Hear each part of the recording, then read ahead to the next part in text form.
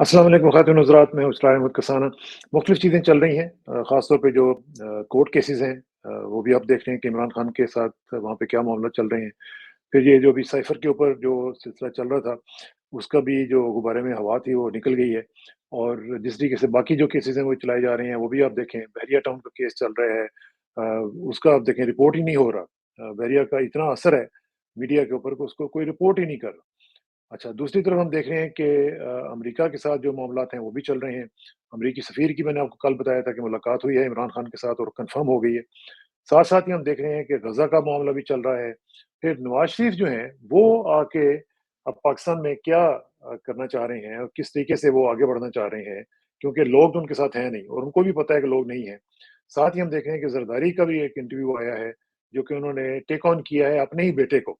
तो ये क्या नुरा कुश्ती है? क्या ये गुड कॉप बैड कॉप है या वाक़तन उनके घर में जो है वो एक दराड़ ऐसी आ चुकी हुई है जो कि अनब्रिजेबल है? तो इन तमाम उमूर का जायज़ा लेंगे और हमें जॉइन कर रहे हैं पाकिस्तान मिलिट्री अकेडमी के पहले कोर्स के साथ ताल्लुक़ रखने वाले ब्रिगेडियर मियाँ मोहम्मद महमूद साहब। उनसे बात करेंगे और उनसे पूछेंगे कि वो इस मामले में क्या कहते हैं। ब्रिगेडियर साहब अस्सलाम वालेकुम जी। जी, वालेकुम सलाम। बहुत शुक्रिया ब्रिगेडियर साहब आपके टाइम का। सबसे पहले तो मुझे ये बताइएगा कि एक फॉर्मेशन कमांडर्स की कॉन्फ्रेंस भी आज रिपोर्ट हुई है, जो कल हुई थी और उसमें भी उन्होंने ये कहा है कि जी हम कश्मीरी अवाम की उमंगों के साथ उनका साथ देंगे, उनकी सियासी और अखलाकी सतह पे इमदाद भी करेंगे और साथ ही उन्होंने फ़लस्तीन के बारे में भी कहा है कि हम फ़लस्तीनियों का भी साथ देंगे उसी तरह जिस तरह के हम देते आए हैं। तो क्या आप समझते हैं कि ये एक अच्छी रिवायत उन्होंने डाली है जी कि या जिस तरह लोग समझ रहे थे कि शायद हम उनको भूल गए हैं, तो उसको उन्होंने डिस्पेल किया जी।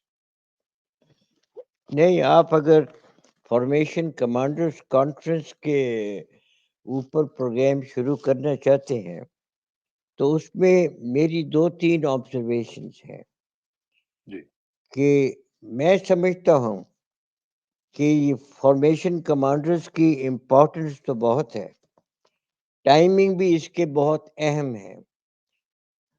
मगर जो चीज़ मुझे नज़र नहीं आ रही इसमें, कि इसमें उन्होंने फ़ैसला क्या किया है? कि जो आईएसपीआर की रिलीज़ है, उसमें तो जैसे आप कह रहे हैं, उन्होंने कहा है जी कश्मीर इश्यू के ऊपर गौर किया और हम कश्मीरियों की सियासी, इख़लाक़ी और सफ़ारती इमदाद जो है वो करते रहेंगे। इसी तरह उन्होंने फ़लस्तीन के ऊपर कहा कि फ़लस्तीन की भी हम सियासी, इख़लाक़ी और सफ़ारती जो है इमदाद करते रहेंगे। मेरे ख़्याल में ये चीज़ें बिल्कुल बेमैनी हो गई हैं। ये एक रूटीन की चीज़ है, जिसमें कि हम बयान करते हैं जो अपनी असलियत है कि हम इस काबिल नहीं हैं कि हम कुछ करें। और ये मैं समझता हूँ कि ये एक बिल्कुल गलत सोच है। और क्या नाम है, उसके अलावा जो उन्होंने इस कॉन्फ्रेंस में बात की कि हमने मुल्क की अंदरूनी और बैरूनी सिक्योरिटी के ऊपर जो है वो भी बड़ा गौर किया और हम गौर ही सिर्फ की बात करते हैं, वो ना निशानदेही करते हैं कि इसके ऊपर मैं आऊँगा बाद में। पहले मैं वो जो पहला बात है आपकी वो कश्मीर की और जो फ़लस्तीनियों की जो क्या नाम है सपोर्ट में ये इन्होंने बात की है कि इसरार साहब इस वक़्त जो हालात हैं जी, ऑक्युपाइड कश्मीर में और फ़लस्तीन में, वो ज़बानी जमा ख़र्च नहीं माँगते, वो अमली इक़दामात माँगते हैं और इस जो है आईएसपीआर की रिलीज़ में कोई अमली इक़दामात का ज़िक्र नहीं है। ये मैं बात सिर्फ़ पाकिस्तान के लिए नहीं कर रहा, बल्कि मैं ये बात कर रहा हूँ सारे फ़लस्तीन के मुसलमानों के लिए पहले, कि देखें कि जब से इज़राइल जो है वो वजूद में आया है, पहली बार इज़राइल को अगर कोई रेज़िस्टेंस मिला है तो अभी ये पैलेस्टीनियन के जो हैं, क्या नाम है, हमास वाले, इन्होंने रेज़िस्टेंस दिया है। आज मेरे ख़्याल में 6 या 7 हफ़्ते हो गए हैं लड़ाई को। ابھی تک لڑائی کسی نتیجہ خیز جو ہے کیا نام ہے نتیجہ خیز نہیں ثابت ہوئی. ابھی بھی اسرائیلیز کو مزاحمت ہے غازہ کے اندر، اور جو رپورٹس آ رہی ہیں، جو صرف یہ فلسطینی رپورٹ نہیں دے رہے بلکہ فورن میڈیا بھی رپورٹ دے رہا ہے کہ اسرائیلی ٹینکوں کو کافی نقصان ہو رہا ہے، کافی ٹینک جو ہے انہوں نے تباہ کیے ہیں. ابھی اس موقع پہ میں سمجھتا ہوں کہ ملت اسلام کا اور پاکستان کا بھی فرض بنتا ہے کہ ہم صرف زبانی امداد نہ کریں ان کی، ہم ان کو کم از کم ڈیفینسو ویپن جو ہے وہ ضرور دیں. کیونکہ اگر امریکہ اسرائیل کو یہ لیٹسٹ بام دے سکتا ہے اور بھی اتنے بلین ڈالر کی ایڈ دے سکتا ہے ان دا فارم آف ویپنز، تو کیا مسلمان جو ہے جو مسلمان امہ ہے وہ فلسطینیوں بالکل کے نہیں دے لیے سکتے. دفاعی ہتھیار تک نہیں دے سکتی، تو یہ ہمارے لیے بہت بڑا المیہ ہے. تو ویسے بھی میں آپ اگر سمجھتا ہوں جس طرح کی رپورٹ ہو چکا ہوا ہے کہ ہم یوکرین کو اگر ویپنز دے سکتے ہیں تو فلسطینیوں کو بھی دے دینے کیا حرج ہے؟ یہ یوکرین کو تو ہم نے ویپن جو ہے وہ فروخت ہی ہیں according to the American report, but ہاں جی. یہ فلسطین کو ویپن دینا تو صرف پاکستان کا نہیں، یہ ساری مسلمان امہ کا فرض بنتا ہے. ان کے پاس ہتھیار بھی ہیں، ان کے پاس پیسے بھی ہیں، ان کے پاس وسائل بھی ہیں، اور ہتھیار کیا چاہیے میری سمجھ میں. آج اگر فلسطینیوں کو ہم اچھے اینٹی ٹینک میسائل دے دیں، ان کو ایسے میسائل دے دیں جس سے وہ اسرائیلی ایئر فورس کے جہاز جو ہیں جو دن رات اسٹرائک کرتے ہیں ان کو کاؤنٹر کر سکے، تو اس جنگ کا جو نقشہ ہے یہ بالکل بدل جائے گا. جیسا کہ افغانستان میں جب امریکنز نے افغانستان کو افغانیوں کو سٹنگر میسائل دیا تو اس وقت چلو ساری افغانستان کے اندر وہ ساری گیم چینج ہو گئی. اس وقت بھی حالانکہ حماس والے بڑا ریزسٹنس دے رہے ہیں، بٹ ان کے ریزسٹنس کی کچھ لمٹ ہوگی. وہ لمٹس ہیں. کتنی دیر ٹھیک تک ریزسٹنس کریں گے ہم ابھی نہیں کہہ سکتے. اور میں سمجھتا ہوں کہ اس وقت ضرورت ہے کہ ہماری جو اسلامی امہ ہے وہ فلسطین والوں کو یہ کم از کم ڈیفینسو ہتھیار فوری دے تاکہ وہ کم از کم اسرائیل کی مزاحمت کر سکے. کشمیر میں تو لیکن اس خیر میں ہمیں بریگیڈ صاحب اس میں پرابلم یہ ہے کہ پھر امریکہ اور اسرائیل دونوں ناراض ہو سکتے ہیں، وہ ہم پہ اٹیک بھی کر سکتے ہیں and they can bomb us to the stone age. دیکھیں جی اتنا آسان نہیں ہے امریکہ اور اسرائیل کے لیے اٹیک کرنا، کیونکہ امریکہ اگر اس وقت غازہ کے اندر پھنسا ہوا ہے تو وہ لڑائی کو وہ ساری مسلمان ملکوں کے ساتھ لڑائی نہیں بنا سکتا. اس کے لیے یہ ممکن نہیں ہے، اس کے پاس نہ اتنی طاقت ہے.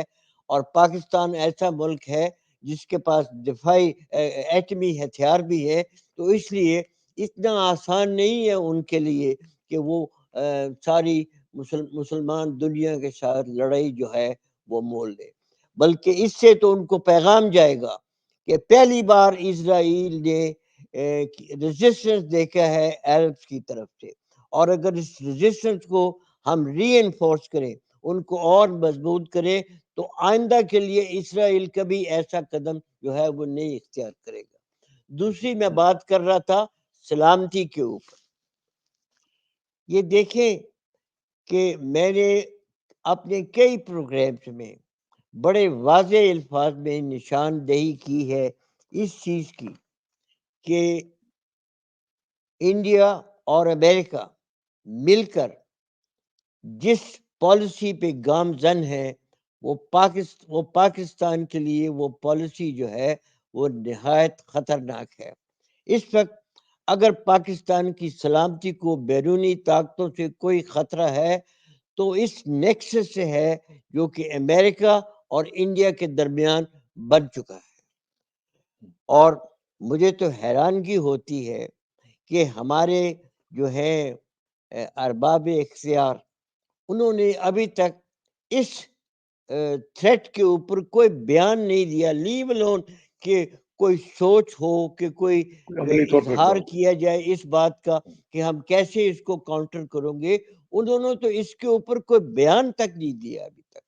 اور میری نظر میں کہ سب سے جو اس وقت اہم چیز ہے کہ ہمیں واضح پالیسی جو ہے ایڈاپٹ کرنی پڑے گی امریکہ کے عزائم کے متعلق اور انڈیا کے عزائم کے متعلق، اور ہمیں یہ فیصلہ کرنا پڑے گا کہ ہم کو ان کو کاؤنٹر کرنے کے لیے ہمیں کیا اسٹیپ چاہیے۔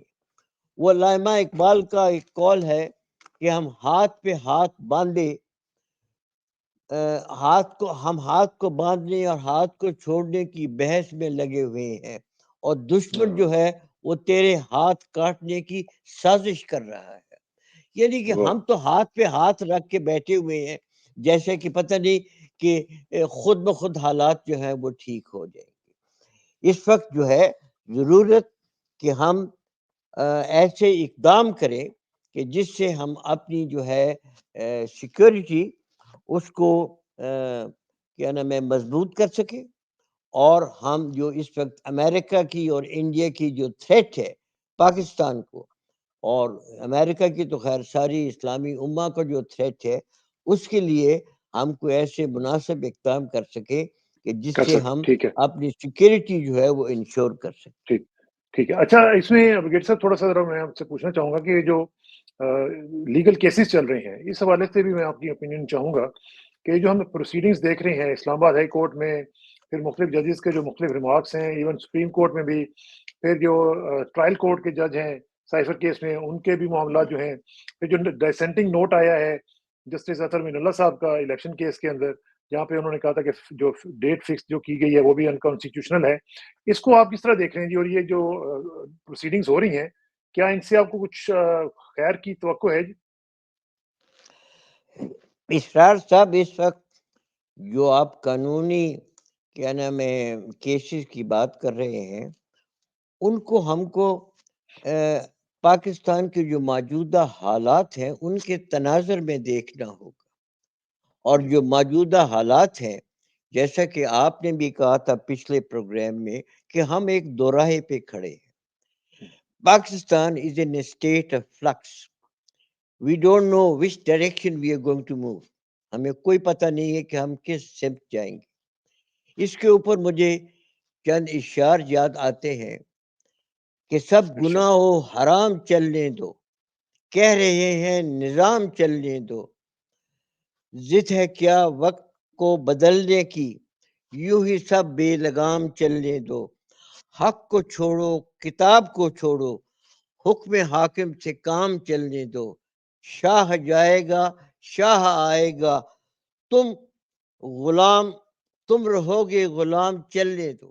یعنی کہ ہماری تو حالت اس وقت یہ ہے کہ لوگ کہتے ہیں جو اس وقت باب اختیار میں ہے کہ یہ نظام چلنے دو، جو کچھ بھی چلنے دو، جو ہو رہا ہے وہ اس کو قبول کر رہے ہیں۔ یعنی کہ کسی کو یہ احساس نہیں ہے کہ پاکستان میں وہ لوگ جنہوں نے کہ اس ملک کو تباہ کیا، جنہوں نے اس ملک کی دولت کو چوری کر کے باہر لے گئے، اور جنہوں نے جو بھی جرائم کیے اس کے اوپر کوئی نوٹس لینے کو تیار نہیں نہیں ہے۔ رہتا۔ یعنی کہ مجھے تو زیادہ افسوس جو ہے وہ اس چیز کا ہے۔ اینی ہاؤ، اس سے ہم ابھی آتے ہیں کہ جو موجودہ کیسز جو ہیں وہ چل رہے ہیں، جیسا کہ آپ نے کہا کہ اس وقت جو 3-4 کیسز چل رہے ہیں، اس سے پہلا کیس تو ہے اسلام آباد ہائی کورٹ۔ اسلام آباد ہائی کورٹ میں بھی 2 بینچز ہیں جنہوں نے اپنی جو ہے ججمنٹس دی ہیں۔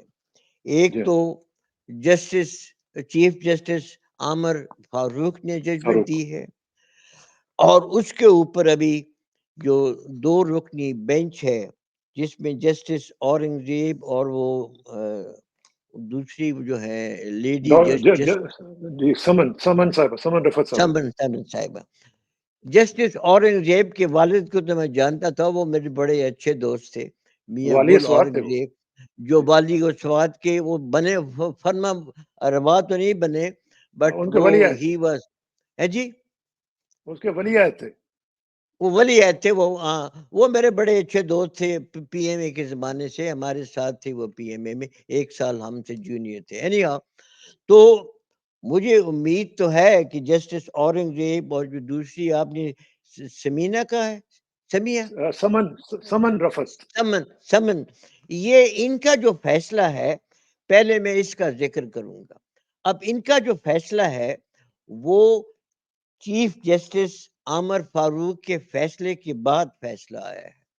چیف جسٹس عامر فاروق نے بڑا کلیئر فیصلہ دیا تھا کہ جگہ جو ہے جہاں پہ ٹرائل ہو رہا ہے اس سے جو ہے پروسیڈنگز کل عدم قرار نہیں دی جا سکتی، اور انہوں نے یہ بھی کہا تھا کہ جیل میں جو ٹرائل ہو رہا ہے عمران خان کا، یہ ان کی سیکیورٹی کے خاطر ہو رہا ہے۔ اب ان دونوں چیزوں کے اوپر یہ جو ڈویژن بینچ ہے اس کی اسلام آباد ہائی کورٹ کی، انہوں نے بڑا واضح فیصلہ دیا ہے۔ اس میں انہوں نے ایک چیز کہی ہے کہ ابھی تک جو ٹرائل ہوا ہے اس کو کل عدم قرار دے دیا ہے۔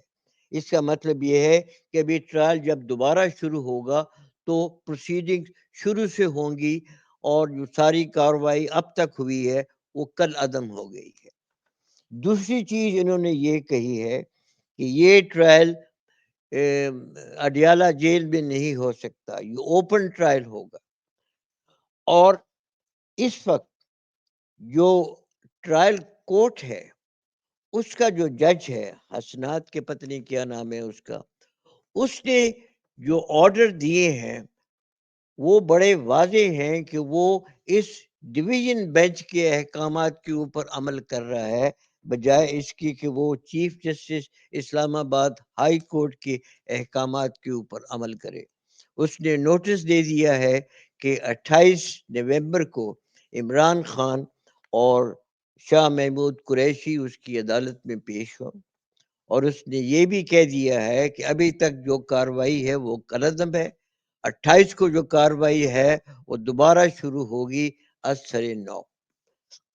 تو یہ تو ایک خوش آئند چیز ہے، اور مجھے لگ رہا ہے کہ اس کیس میں وہ جو ہے اس وقت تک جو ایک ملیشس کارروائی ہوتی رہی تھی وہ ختم ہو جائے گی، اور ایک فری اینڈ فیئر ٹرائل جو ہے وہ شروع ہوگا۔ آپ نے بات کی سائفر کیس کی۔ اب سائفر کیس کے اوپر ضمانت جو ہے یہ اس وقت سپریم کورٹ میں 3 مقدمات ہیں جو کہ عمران خان نے فائل کیے ہوئے ہیں سپریم کورٹ میں۔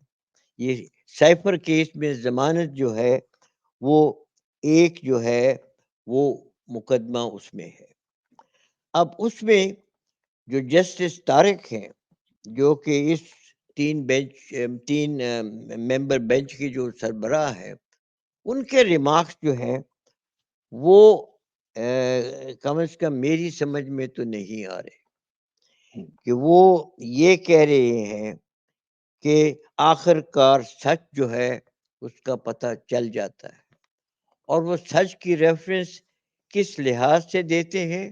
وہ اس لحاظ سے دیتے ہیں ہے جی کہ وہ کسی کو اعظم اغوا خان کر کی، لینا، جی، یعنی کہ اس کے خیال میں کہ ایک آدمی کو اغوا کر لیا جائے، اس کو 2 ہفتے جو ہے وہ اس کو بغیر کسی قانون کے اپنے کہنے میں قبضے میں رکھا جائے، اور اس سے جو بیان دلایا جائے وہ سمجھتا ہے کہ وہ سچ ہے، حالانکہ اس کو اندازہ ہونا چاہیے کہ any statement given under coercion is not acceptable under law۔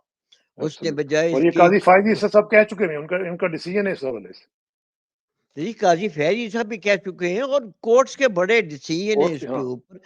تو اس معاملے کے اوپر اس نے تو کوئی ایسی کوئی خاص بات نہیں کی، بٹ مجھے امید ہے کہ جو اس بینچ کے دوسرے اور ججز ہیں، جس میں خاص کر وہ جو ہیں عائشہ ملک،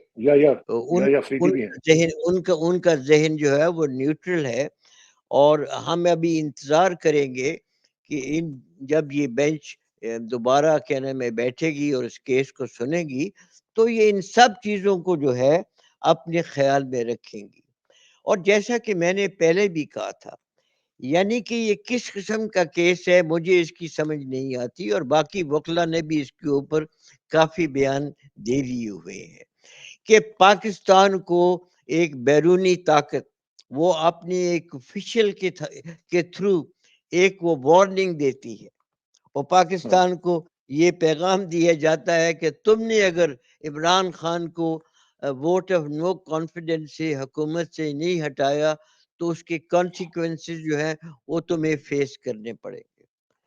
تو کیا خیال ہے کہ اس عدالت کا اور باقی بھی جتنی ججز ہیں اور باقی یہ جو اس وقت ہماری جو گورنمنٹ ہے انٹرم گورنمنٹ اور جو ارباب اختیار میں ہیں جو طاقتور حلقے، کیا ان کو سمجھ نہیں آتی کہ جب ایک ملک کسی دوسرے ملک کو اس قسم کی وارننگ دے تو اس ملک کا جو پرائم منسٹر ہے وہ اپنی قوم کو کانفیڈنس میں نہ لے، اپنی قوم کو نہ بتائے کہ کس قسم کا چیلنج جو ہے اس کے لیے کیا نام ہے چیلنج اس کو پیش کیا جا رہا ہے، اور کس قسم کی تھریٹ دی جا رہی ہے اس کو، اور کیا اس کو وہ کاؤنٹر کرنے کے لیے اپنے اقدام نہ کرے۔ یہ تو ایک میری سمجھ سے تو ایک بالکل احمقانہ سوچ ہے، اور اس سوچ کو جو پرسو کرنے والے ہیں ان کو نہ کچھ سمجھ ہے نہ کچھ ہوش ہے۔ تو یہاں تک کہ یہ سائفر کا کیس ہے اس کے متعلق تو میں سمجھتا ہوں کہ کوئی جواز نہیں بنتا کہ کسی قسم کی کاروائی کی جائے، اور عمران خان کو اس میں بیل جو ہے وہ ضرور ملنی چاہیے۔ ٹھیک، اس اچھا اب کے ساتھ اس میں تھوڑی سی مجھے اس کے ساتھ ہی مجھے ذرا تھوڑا سا بتا دیں کہ یہ تو لیگل کیسز آپ ذکر کر ہی رہے ہیں، کیونکہ ٹائم ہمارے پاس کم ہے، میں چاہوں گا کہ تھوڑا سا عمران کی اسٹریٹجی کے بارے میں بھی بتائیں کہ اس وقت جو حالات نظر آ رہے ہیں اس میں اگر الیکشنز ہوتے ہیں جس طرح کہ کہا جا رہا ہے کہ ہو رہے ہیں، لیکن کچھ لوگ جو ہیں اس پہ ایسپرشنز بھی کاسٹ کر رہے ہیں، لیکن مجھے یہ بتائیں کہ عمران خان کی اسٹریٹجی جو انہوں نے بنائی ہے کہ تمام وکلاء کو زیادہ تر وکلاء کو ٹکٹس دیے جائیں گے، تو کیا یہ وائبل اسٹریٹجی لگتی ہے جی آپ کو؟ نہیں، بالکل وائبل اسٹریٹجی ہے جی، اور میری سمجھ میں کہ عمران خان کو ہر سیٹ کے لیے اتنے کینڈیڈیٹس ان کے پاس ہونے چاہیے کہ اگر ایک جو ہے وہ اس کو وہ یہ نااہل کرتے ہیں تو اس کے لیے دوسرا اہل ہونا چاہیے۔ میں تو بلکہ اپنی تنظیم کو یہ کہہ رہا تھا کہ ہم سب کو بھی کہنا چاہیے ہم بھی اپنے نام دیں ان سب سیٹوں کے لیے، تاکہ اگر عمران کے آدمی جو ہیں وہ کیا نام ہے نااہل ہو جاتے ہیں تو کم از کم ہم وہاں پہ موجود ہوں، تاکہ ہم اس کے الیکشن میں عمران خان کے نام کے اوپر ہم جو ہے حصہ لے سکیں، نہیں کیونکہ وہ تو یہ پھر مسئلہ بن جائے گا نا جی، وہ تو پھر باہر نکلنا پڑے گا، اور وہ تو میرا خیال ہے کہ آپ کے علاوہ باقی کوئی بھی نہیں آئے گا سامنے اس وقت، تو جس طرح ہم نہیں دیکھ رہے ہیں کہ وہ بالکل ہی سامنے نہیں آتے۔ نہیں دیکھیں جی، ہم اپنا نام تو دے سکتے ہیں الیکشن کے لیے، اس میں ہمیں کون روک سکتا ہے؟ نہیں وہ پھر کم پرکس از اینڈ کم پریویلیجز کا کیا بنے گا؟ ہے جی۔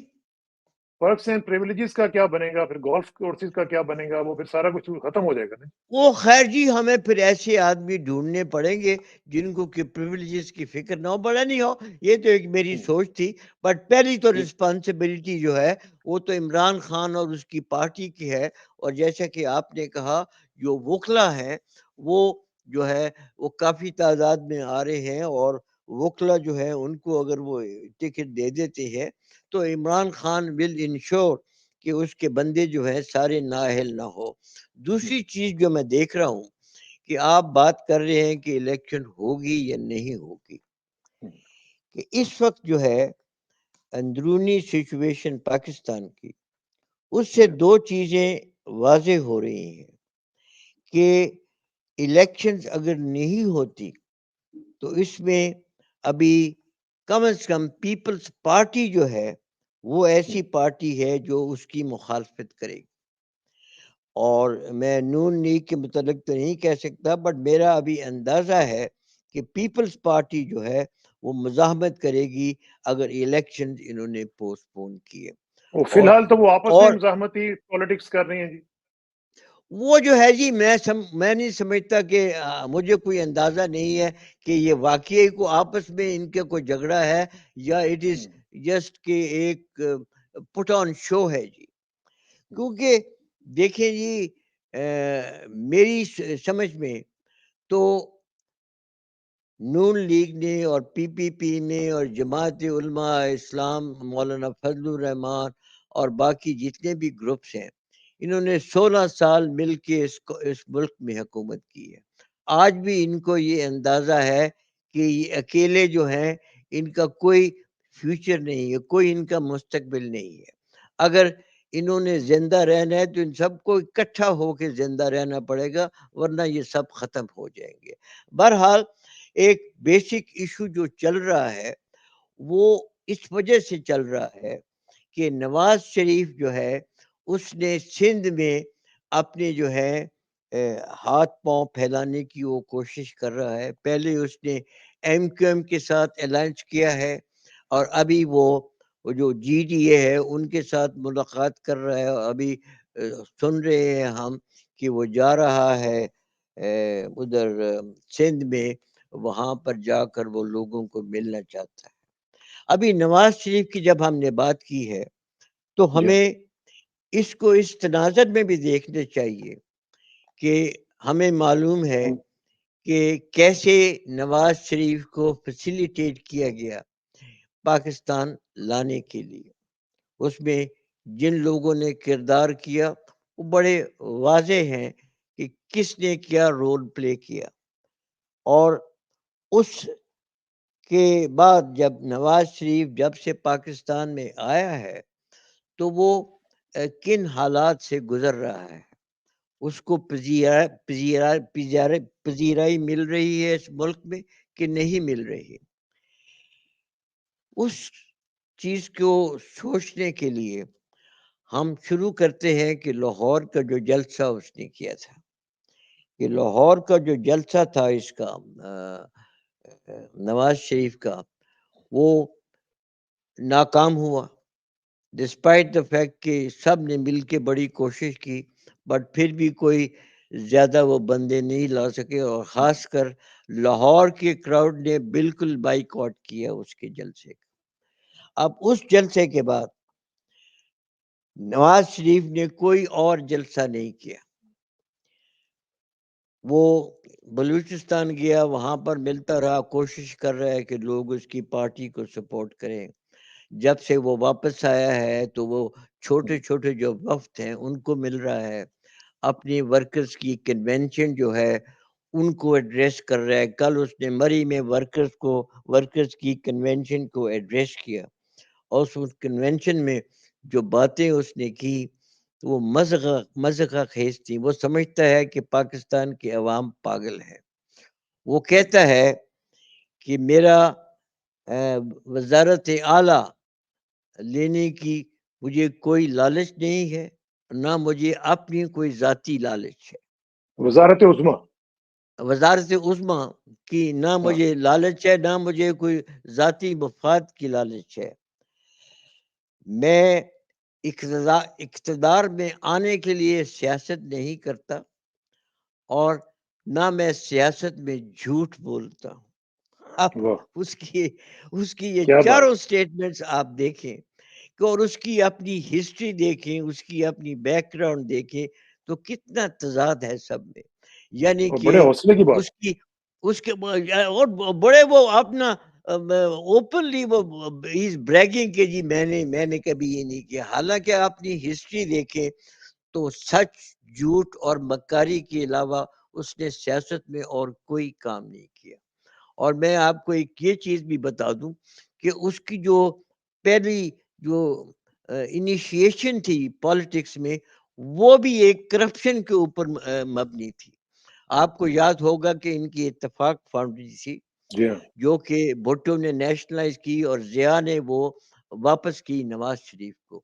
اس میں بھی ساری کرپشن کی گئی, اور مجھے اس کا مکمل اس کا مجھے ساری اس کی معلومات ہیں. وہ اس لیے کہ وہ بیکو جو تھی وہ بھی نیشنلائز تھی, اور بیکو کو جو تھا اونر سی ایم لطیف, وہ میرے فادر ان لا کے فرسٹ کزن تھے, اور میرے فادر ان لا ان کو لے کر آئے، تو میں نے اس کنیکشن میں جی ایچ کیو میں جنرل سعید قادر سے باتیں کی، سب کچھ ڈسکس کیا، تو مجھے وہاں پہ معلوم ہوا کہ نواز شریف کی جو تھی اتفاق فاؤنڈری انہوں نے واپس کی، 40 کروڑ کا ان کا نقصان تھا، وہ گورنمنٹ نے رائٹ آف کر دیا۔ 2000 بندے تھے، 2000 بندے تھے اس وقت امپلائڈ، وہ سب بندے انہوں نے نکال دیے یہ حکومت نے، اور حکومت نے on top of it 40 crore کی گرانٹ دی اس کو نواز شریف کو چلانے کے لیے، یعنی کہ the very basis is all on corruption۔ اور جب میں نے کہا کہ بھئی سی ایم لطیف کو بھی یہی مراد دو، تو مجھے یہ بتایا گیا کہ یہ تو ہم نہیں کر سکتے، جنرل ضیاء کے پاس آپ جائیں، ان سے کہیں تبھی یہ ہو سکتا ہے، ہم خود یہ نہیں کر سکتے۔ تو یہ تو اس کی ابتدا ہے اس کی۔ اور آج بڑے افسوس کی بات، بڑے افسوس کی بات، بہت ہی افسوس کی بات ہے۔ اچھا آخر میں صرف مجھے یہ بتائیں کہ اب جو آپ صورتحال دیکھ رہے ہیں، ساری آپ کی سچویشن آپ کے سامنے ہے، عدلیہ کے جو اندر کیسز ہیں وہ آپ کے سامنے ہیں، ان میں اب صورتحال یہ ہے کہ عمران خان کا مستقبل آپ کو کیا نظر آ رہا ہے؟ جو امریکن امبیسڈر ہیں وہ بھی ان کی ساتھ میٹنگ ان کی کنفرم ہو چکی بھی ہے، وہ ان کے ساتھ جا کے ملے ہیں، کیا آپ کو لگتا ہے کہ آئندہ چند دنوں میں عمران خان کے لیے کچھ اچھی خبریں، یا پاکستان کے لیے، عمران خان تو چھوڑیں، پاکستان کے لیے کچھ اچھی خبریں آپ دیکھ رہے ہیں؟ یہ جو آپ بات کر رہے ہیں امریکن ایمبیسڈر کی میٹنگ کی عمران کے ساتھ، میں اس کو اتنا سگنیفیکنٹ نہیں سمجھتا، کیونکہ آپ کا میں دیکھ رہا تھا ایک پروگرام جو آپ نے کل کیا، کیا نام ہے، سلمان احمد کے ساتھ، جی سلمان صاحب کے ساتھ، وہ میں کل دیکھ رہا تھا، اس میں وہ ٹھیک ہے، وہ سلمان صاحب کہتے ہیں کہ امریکنز جو پاکستانی امریکنز ہیں وہ بڑے ایکٹیو ہیں، انہوں نے بڑی سینیٹر سے بھی باتیں کی ہیں، ہر جگہ وہ بات کر رہے ہیں کہ جو ہے پاکستان کے جو حالات ہیں اس کے متعلق۔ آپ کو یاد ہوگا کہ اس سے پہلے امریکن جو ایک ایکس نیشنل سیکورٹی ایڈوائزر تھا، اس نے بھی کہا تھا کہ یہ جو انٹرسیپٹ کے بعد یہ بات واضح ہو گئی ہے کہ رجیم چینج جو ہے یہ پاکستان میں یہ امریکن کی ایما پہ ہوئی ہے، اور اس نے کہا تھا کہ جب کانگریس چھٹی سے واپس آئے گی تو میں کانگریس کو پہ زور دوں گا کہ اس سارے معاملے کی انکوائری کرے۔ کچھ نہیں ہوا، نہ کانگریس نے کچھ ایکشن لیا، نہ آل کوئی انکوائری ہوئی۔ یہ اس وقت جو بھی وہ بیسک جو ہے حقوق کی جو وائلیشنز ہو رہی ہیں، اور اس وقت جو پاکستان کے اندر جو حالات بنے ہوئے ہیں، امریکہ صرف اس کی لپ سروس کے طور پہ اس کو کنڈیم کر رہا ہے، کوئی اس نے عملی اقدامات نہیں کیے کہ ان چیزوں کو کریکٹ کرنے کے لیے، نہ انہوں نے تھریٹن کیا ہے کہ وہ گورنمنٹ کے اوپر کچھ سینکشن لگائیں گے، نہ انہوں نے کوئی اور وارننگ دی ہے پاکستان کو، صرف یہ ہے کہ جی ہمیں کنسرن ہے۔ تو اس لیے میں جو امریکن لابی ہے ان کا جو ہے انٹر ایکشن میں نہیں دیکھ رہا۔ جہاں تک کہ امریکن ایمبیسڈر کا سوال ہے، تو امریکن ایمبیسڈر جو ہے ابھی تک اس کی جو بھی ملاقاتیں ہوئی تھی وہ سب اپوزیشن والوں سے ہوئی ہیں۔ اگر آپ کہتے ہیں کل عمران سے ملاقات ہوئی ہے، نہیں کل نہیں ہوئی، بلکہ عمران کے ساتھ ملاقات ان کی پہلے ہوئی ہے اور اس کے بعد اپوزیشن کے ساتھ ہوئی ہے۔ اچھا یہ مجھے اس کا علم نہیں ہے، کیونکہ ابھی تک تو کانٹرڈکشنز ہی آ رہی ہے کہ اس کی ملاقات ہوئی ہے کہ نہیں۔ امریکن ایڈمنسٹریشن سے یہ کنفرم ہو گیا ہے کہ ان کی یہ ملاقات ہوئی ہے، پہلے ان سے ہوئی ہے، اچھا پھر اس کے بعد اپوزیشن سے ہوئی ہے۔ اچھا ٹھیک ہے، اگر کنفرم ہو گیا تو لیکن کویسچن یہ ہے کہ کیا اب آپ سمجھتے ہیں کہ عمران خان کے لیے کچھ آپ کو عدلیہ کے اندر کیسز ان کے جو چل رہے ہیں ان کے اندر کچھ انصاف ملنے کی امید ہے جی؟ کیسز کے اوپر جو انصاف ہے جی وہ تو میں ابھی کلیئرلی نہیں کہہ سکتا، مگر کچھ اندازہ ہے کہ کیونکہ جو کیسز ہیں ان کے خلاف ان میں کوئی جان نہیں ہے، کوئی ایک بھی کیس ایسا نہیں ہے کہ جس میں کہ کلیئرلی پروو ہو کہ عمران خان نے یہ جو ہے جرم کیا ہے۔ تو کہاں تک ان کیسز کو وہ سٹریچ کریں گے؟ اس نہیں وقت لیکن ایک جو کیس دیکھیں نا اس بریگیڈ وقت صاحب، یہ جو مسئلہ ایک ہے جی، کیس جو تھا 190 ملین والا کیس جو تھا جو القادر یونیورسٹی والا تھا، اس کے تو ہوا نکل گئی کیونکہ وہ جو المشرق بینک ہے اس نے اپنی ہاں جی، اسٹیٹمنٹ جاری کر دی. بشرک بینک نے جو ہاں دے دی ہے ہاں اس میں ہاں کچھ نہیں رہا. اور یہ سائفر کے کیس میں کیا ہے جی، یعنی کہ سائفر بھی اڑ گیا. مجھے تو کوئی سمجھ نہیں آتی. تو کیسے وہ ان کیسز کو جو ہے وہ کیا نام ہے وہ کنوکشن کریں گے عمران خان کی ان کیسز میں؟ میرا نہیں خیال لیکن اس کہ کے یہ اوپر پھر ابھی میرا خیال ہے کہ اگر یہ ساری چیزیں چل رہی ہیں تو پھر اسٹیبلشمنٹ کو بھی سوچنا چاہیے کہ ملک چلانے کے لیے اگلے سال ہمیں تقریباً 25 سے 30 بلین ڈالرز کی ضرورت ہے. اور اگر یہ جو اس طرح کے انہوں نے لوگ رکھے ہوئے ہیں، ان کے ہوتے ہوئے تو پاکستان کو کوئی 100 ملین ڈالرز بھی نہیں دے گا، تو 25 بلین یا 30 بلین ڈالرز کے ساتھ تو پاکستان کیسے چلے گا اور کیا پاکستان کی اکانومی آگے بڑھے گی؟ یہ تو بڑا خطرناک سینیریو ہم دیکھ رہے ہیں جی آئندہ نہیں اگلے جی. سال کے اندر. اسٹیبلشمنٹ اور جو بھی اس وقت ارباب اختیار ہیں ان کو یہ سوچنا چاہیے کہ پاکستان کے جو حالات ہیں ان کو ٹھیک کرنے کے لیے وہ ایک اکیلی کوشش کافی نہیں ہے، یہ سب کو مل کر اس کی کوشش کرنی چاہیے. کہ ٹھیک. اقبال نے بڑا خوب کہا تھا کہ مومن کا وہ انداز با کمال کھو گیا، اقبال تیری قوم کا اقبال کھو گیا. یعنی کہ اس نے اس زمانے میں بھی کہا تھا جو آج کل کے زمانے میں بھی بالکل لاگو ہوتا ہے بالکل درست، بالکل صحیح بات، کہ بالکل صحیح بات ہے. ہم نے تو سب کچھ کھو دیا. اور اس کا سب کچھ حل کھو بھی دیا. جو ہے وہ علامہ اقبال ہی نے دیا تھا. اس نے کہا تھا اٹھ کے اب بزم جہاں کا اور ہی اور انداز ہے، ہے انداز ہے. مشرق ہاں و مغرب میں تیرے دور کا آغاز ہے. تیرے دور کا یعنی کہ آغاز ہے. اقبال نے اس وقت تو خیر ہم انڈیا کے انگریزوں کے غلام تھے، ان حالات میں یہ اشعار کہے تھے. بٹ آج بھی یہ اشعار جو ہیں اتنے ہی ہیں ویلڈ کیا نام ہے ویلڈ جتنے کو اس زمانے میں تھے. اس اس وقت زمانے میں. ہم صحیح بات. انگریزوں کے غلام تھے، آج ہم ایک خود مختار ملک بننے کے باوجود ہم نے غلامی کا توق جو ہے اپنے گلے اپنے میں گلے میں ڈالا. ڈالا وہ. یہ اور بالکل صحیح بات ہے اور یہی افسوسناک بات ہے. جب تک کہ ہم اپنی یہ غلامی کا توق جو ہے یہ نہیں پھینکتے، میں نہیں سمجھتا کہ پاکستان کو کوئی مستقبل ہے.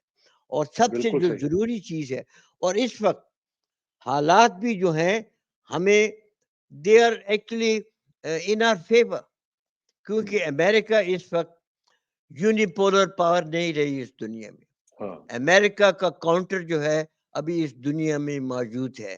امریکہ کی طاقت کو چیلنج کرنے کے لیے اور ملک موجود ہیں.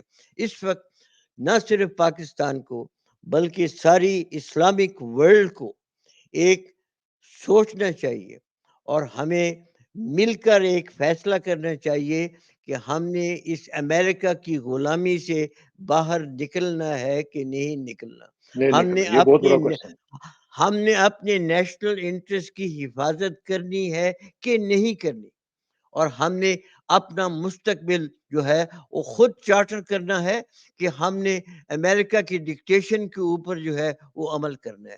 یہ اس صحیح وقت بات. سب سے بڑی یہ سب سے بڑا کوشچن.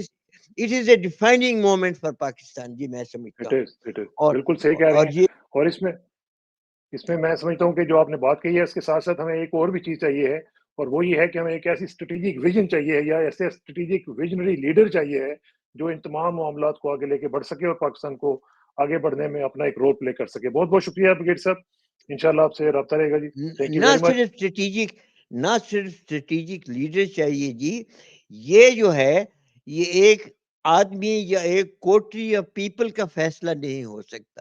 یہ فیصلہ جو ہے یہ پاکستان قوم کی کلیکٹیو فیصلہ ہوگا، تبھی جو ہے اس کا کوئی مقصد ہوگا، تبھی اس میں کوئی طاقت ہوگی، اس میں کوئی وزن ہوگا. اور یہی کلیکٹیو وزڈم ہوتی ہے. اللہ کرے کہ اس طرح ہو سکے. بہت بہت شکریہ. انشاءاللہ آپ سے رابطہ رہے گا. اور آخر میں دعا کہ میری عزت کے لیے کافی ہے کہ میں تیرا ہی بندہ ہوں، اور میرے فخر کے لیے کافی ہے کہ تو ہی میرا پروردگار ہے. تو بالکل اسی طرح جس طرح میں چاہتا ہوں مجھے بھی اسی طرح بنا دے جس طرح تو چاہتا ہے. سپردم بتومائے خیشرا تو دانی حساب کم و بیش. مجھے اسراق ثانہ کو بریگیڈیئر محمود صاحب کے ساتھ اجازت دیجیے. جلدی ملاقات ہوگی انشاءاللہ. اللہ حافظ جی السلام علیکم.